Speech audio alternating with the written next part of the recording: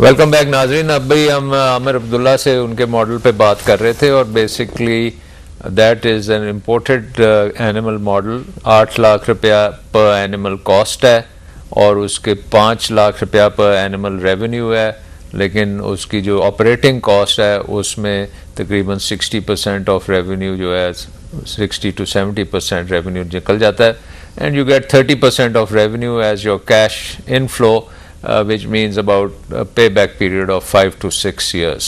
शहजाद, आपका जो मॉडल है बेस्ड ऑन हाफ ब्रीड्स, उसमें कैपिटल कॉस्ट पर एनिमल कितनी आ जाएगी? क्योंकि you have to wait and for at least 2 years before the animal starts producing. उतनी देर आपको उसको चारा शारा खिलाना पिलाना बड़ा करना पड़ेगा।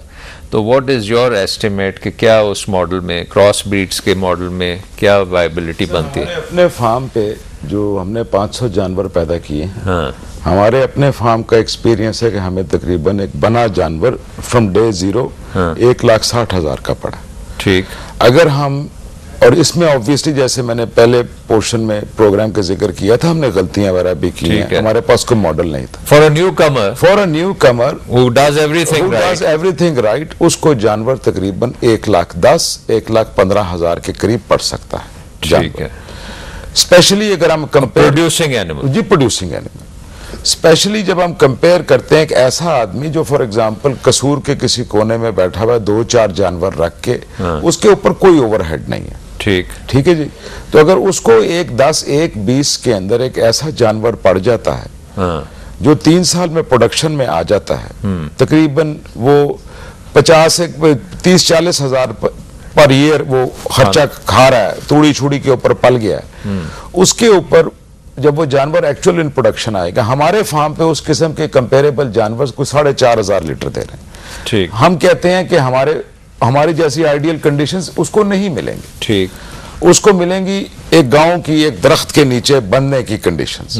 उस कंडीशन में आप ऊपर के 1/3 उड़ा दें, वो तकरीबन 3,500 लीटर दूध देगा। ठीक। 3,500 लीटर अगर आप दूध लेते हैं, को 50 रुपए की औसत पे उसको आप बेचते हैं, तो वो जानवर जो है तकरीबन 2.25 लाख का रेवेन्यू देगा अपने ओनर को। ठीक। पर ईयर जी, पर lactation over a period of about 305 दिन। ठीक।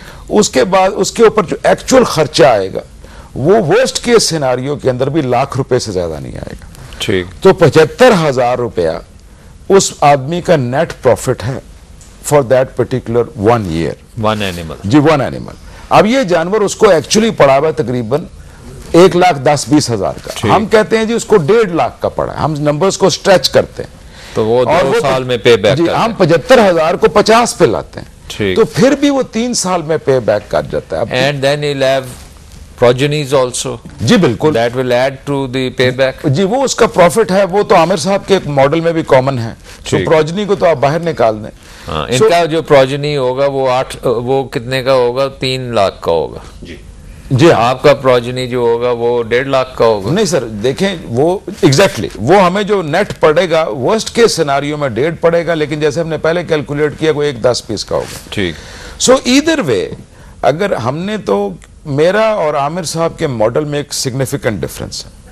वो सिग्निफिकेंट डिफरेंस ये है कि हम लोकल सीमन प्रोडक्शन में जा चुके हैं। ठीक है। हमने अपने फार्म पे 500 जानवर जिस तरह के हम चाहते हैं कि पाकिस्तान में आए, उस तरह के जानवर हमने प्रूव किया है अपने फार्म पे। कोई भी आदमी तो एक बात मुझे बताओ कि एनिमल जो है, इनका जो जानवर है वो ज्यादा क्यों खाता है? अच्छा सर, क्योंकि ज्यादा दूध प्रोड्यूस कर रहा है ना सर। हर जानवर का जो बाहर जैसे दुनिया में जो भी जानवर है उसने कुछ खुराक खानी। अब वजन है, फर्ज करें इनके जानवर का औसतन होल्स्टीन का काऊ का वजन होता है कोई 600 kg। ठीक। हमारे जानवर जो है, जो मिल्किंग जानवर होता है, वो 3.5 से 4% of its body weight per day खाता है in a dry matter basis. Dry matter basis का यह मतलब होता है कि अगर आप पट्ठे लें या साइलेज लें, उसमें से आप पानी निचोड़ दें सारा। सो सिर्फ आप एक्चुअल जो ड्राई चीज रह गई। आमिर साहब ने साइलेज का जिक्र किया था, साइलेज में तकरीबन 50-55% ड्राई मैटर होता है। ठीक।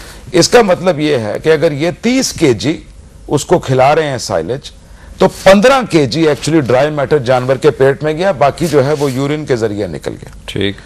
अच्छा, अब जो जानवर है अगर उसका वजन 6 केजी है, सॉरी 600 केजी है, जैसे आमिर साहब के फार्म पे औसतन होगा, तो 600 का उसने को तकरीबन 3.5% खाना है। सो इन इफेक्ट उसने 20-22 केजी उसने ड्राई मैटर बेसिस पे खाना है।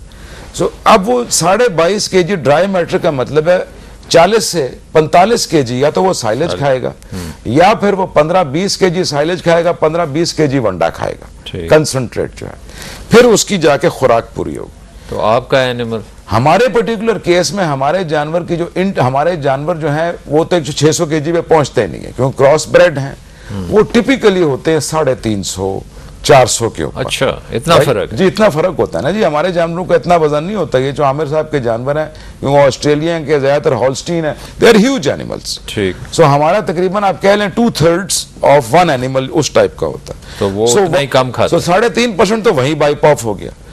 अच्छा, इसके अलावा जो आमिर साहब के हायर प्रोड्यूसिंग एनिमल्स है ना जी, उनकी कॉस्ट ज्यादा, because higher producing animals require higher energy feed.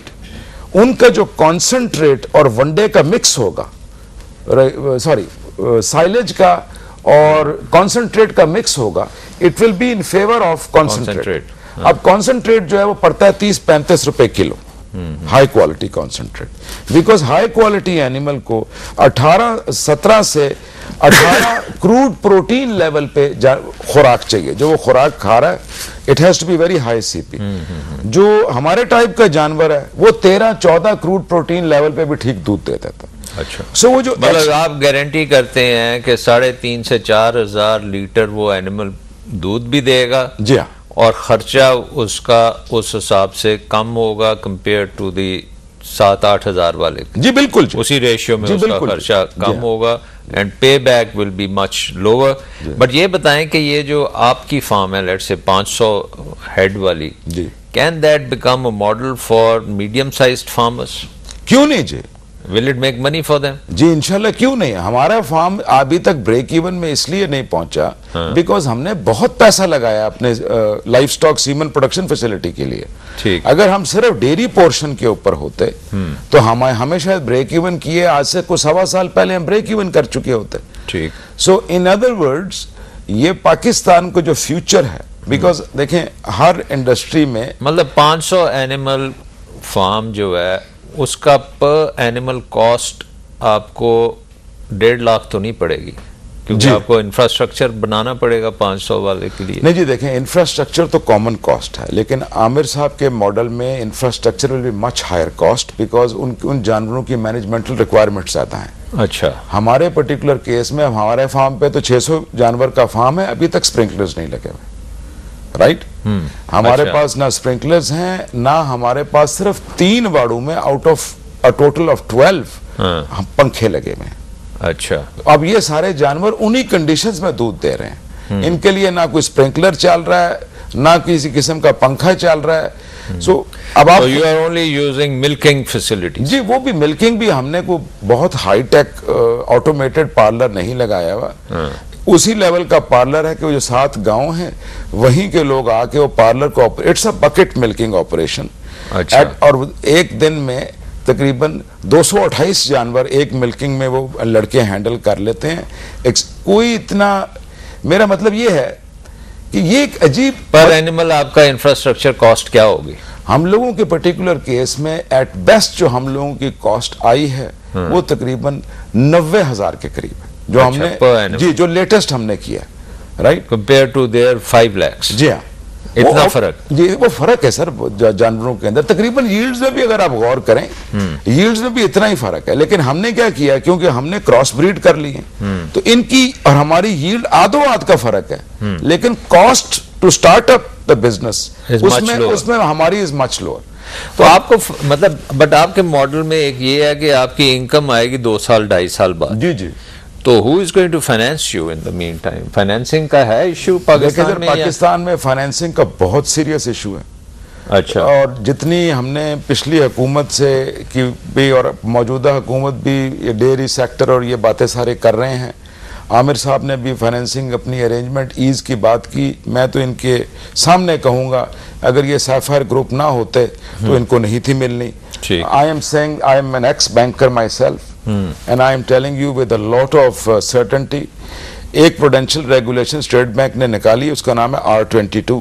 अच्छा, उसके R22 के तहत बैंक्स आर अलाउड कि वो हर्ड के ऊपर एक्सपोजर लें, इंश्योर्ड हर्ड। अच्छा, जो इंश्योरेंस पॉलिसी बैंक के फेवर में होगी। ठीक है। अब किसी भी डेयरी फार्म का डॉक्टर साहब सबसे बड़ा एसेट इंफ्रास्ट्रक्चर नहीं होता, एनिमल्स, उस animals, they are very valuable animals, और वो एनिमल्स को कोई बैंक घास नहीं डालता। I will be very honest. और तो इंश्योरेंस कंपनी कहाँ से इंश्योरेंस दे देती है? नहीं, इंश्योर्ड तो खैर हर्ड हो जाती है ना सर, अगेंस्ट रिस्क। अब बात ये है कि जो डेयरी फार्म का सबसे बड़ा एसेट है वो है R22, ओ सॉरी, वो है हर्ड। हाँ, उसके लिए एक रेगुलेशन भी है R20। Banks don't pay attention जी, वो बैंक्स बिकॉज पीछे से जितना फोकस होना चाहिए इस टाइम नहीं है। नहीं तो स्टेट बैंक उनके, I mean cannot you complain कि जी ये why aren't they doing it? Sir मेरा एग्जैक्टली यही प्लान है कि next time I go to Karachi, I am going to go to State Bank and I will try my level best कि if not the governor को deputy governor से मैं जाके मिलूं, बिकॉज ये बड़ा सीरियस मैटर है। We can not develop an industry without access to credit. चलो, मैं I will go with you, जी please do sir, because this is something which is very important कि ये अगर फाइनेंसिंग नहीं मिलेगी तो ये तो animals, I mean if you can insure them, they are as good as gold. मेरी हर्ड जी इस टाइम, मैं आपसे शेयर कर लेता हूँ, I will talk some numbers. मेरी हर्ड इस टाइम तकरीबन 12 करोड़ के करीब की वैल्यू की है। ठीक है जी, और इंश्योर्ड है अल्हम्दुलिल्लाह। किसी एक भी पाकिस्तान के बैंक ने, although I am an ex senior banker myself, I have lots of connections in the banking industry, 1 रुपया नहीं उसके अगेंस्ट दिया। 1 रुपया नहीं, 1 रुपया नहीं उसके एज उसको प्राइमरी कोलेट्रल बना के दिया हुआ। हाँ। वो कहते हैं जी आप ऐसे करें शहजाद साहब, आपको अगर 1 करोड़ रुपया चाहिए, आप इस तरह करें कि आप लेके आए 2 करोड़ की इमूवेबल प्रॉपर्टी। ठीक है जी। अच्छा, अब वो इमूवेबल प्रॉपर्टी, मतलब 4 टांगे नहीं होनी चाहिए उसकी। जी, उसकी टांगे ना हो ताकि वो चल ना सके। तो इमूवेबल शहजाद साहब आप प्रॉपर्टी लाएं 2 करोड़ की, अगर आपको 1 करोड़ चाहिए।